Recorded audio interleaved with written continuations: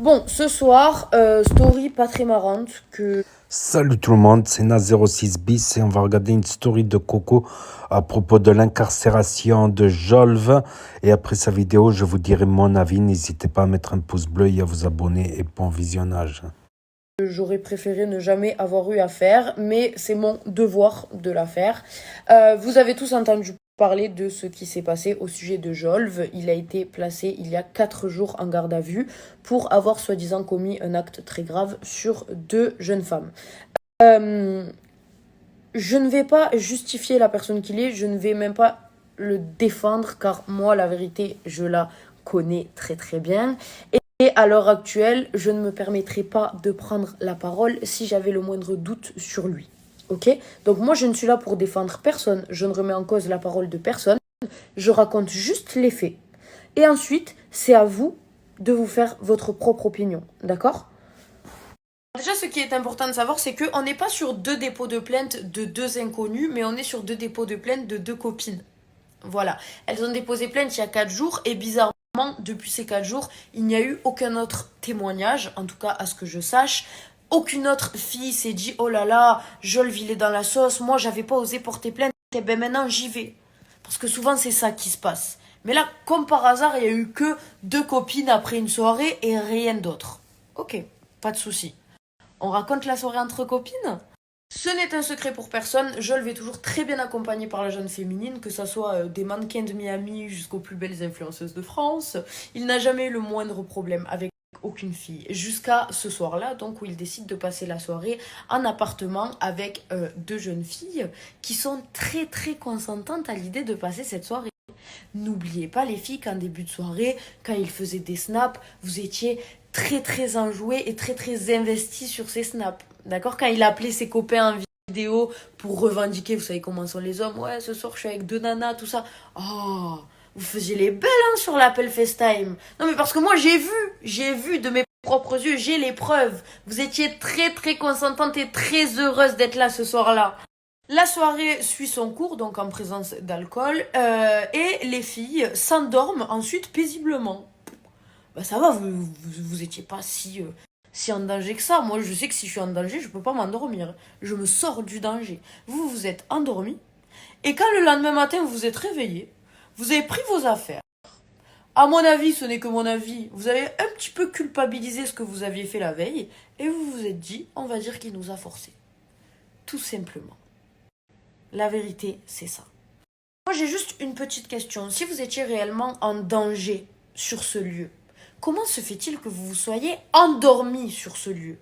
S'il vous a forcé à ingurgiter de l'alcool, il y a quand même un long moment avant qu'on soit au blackout.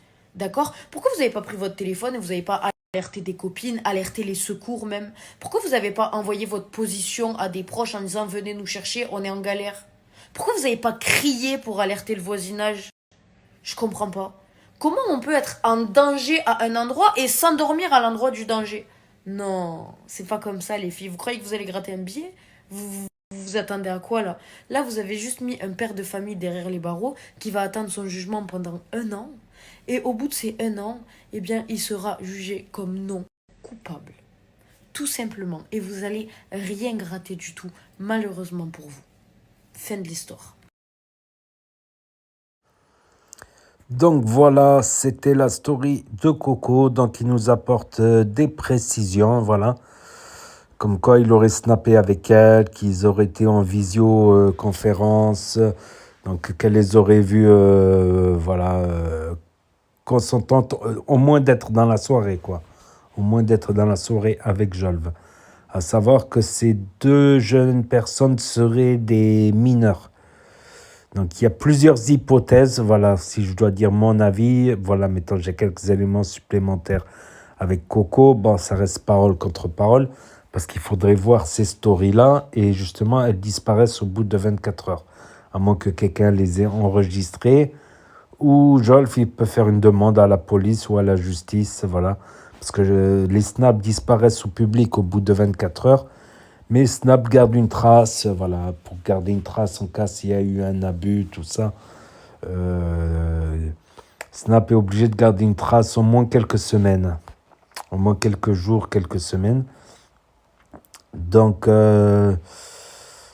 ouais, ouais, il faudrait que Jolve demande à la police ou qui retrouve ses snaps. Mais ça pourrait vouloir dire qu'elles étaient juste consentantes d'être dans la soirée, quoi. Après, il y a une hypothèse, voilà, que ça pourrait être des meufs qui l'auraient fait chanter, voilà, qui lui auraient demandé une forte somme, sinon elles portaient plainte. Donc, si elles ont porté plainte le lendemain de la soirée et qu'elles ont des traces génétiques, tout ça, après, étaient-elles consentantes ou pas? En tout cas, d'être dans la soirée, oui. Ça ne veut pas dire qu'elles étaient consentantes peut-être de faire autre chose qu'une soirée entre amis. Je sais pas. Je sais pas. Ou il y a d'autres hypothèses. Des filles qui auraient pensé qu'en passant une soirée avec Jolve, il leur donnerait de la force sur les réseaux. Toutes elles veulent faire Instagrammeuse, bien sûr. Ou voir des mimes ou je sais pas quoi. Bon, c'est des mineurs quand même. Des Instagrammeuses, disons. Ou pense que peut-être qu'elles vont se mettre en couple avec un influenceur qui est supposé être riche. Je dis supposé parce qu'il y a des influenceurs qui disent qu'ils sont riches et qui ne le sont pas tant que ça. Voilà, les apparences sont parfois trompeuses. Voilà, ils disent l'être, ils montrent l'être, mais être ou ne pas être. Je reviens au sujet où, dans le cas où ça serait une fille qui aurait peut-être pensé qu'elle aurait pu se mettre en couple et que le lendemain, par exemple, il aurait demandé de partir, il n'aurait pas répondu au téléphone et des trucs comme ça. Mais là, elles étaient deux. C'était pas une qui aurait pensé. Alors, il y a plusieurs hypothèses possibles. Il peut être victime de chantage. Voilà, si c'est un chantage qui n'est pas fait sur un téléphone ou qu'il n'y a pas eu d'enregistrement, en général, quelqu'un qui aurait voulu faire du chantage le ferait en donnant un rendez-vous et pour discuter. Donc, ou pour faire des sous, tout simplement, gagner un procès pour viol. Et ben, si elles ont été violées le soir même, qu'elles fassent des preuves génétiques le lendemain. Mais bon, si elles étaient consentantes et qu'elles ont de la génétique, c'est une histoire compliquée, mais en tout cas, où il y a un dépôt de plainte. En tout cas, il y a un dépôt de plainte. Donc, Coco défend, elle aurait vu la visioconférence, donc elle défend Jolve et elle connaît Jolve. Donc, peut-être qu'elle a un parti pris.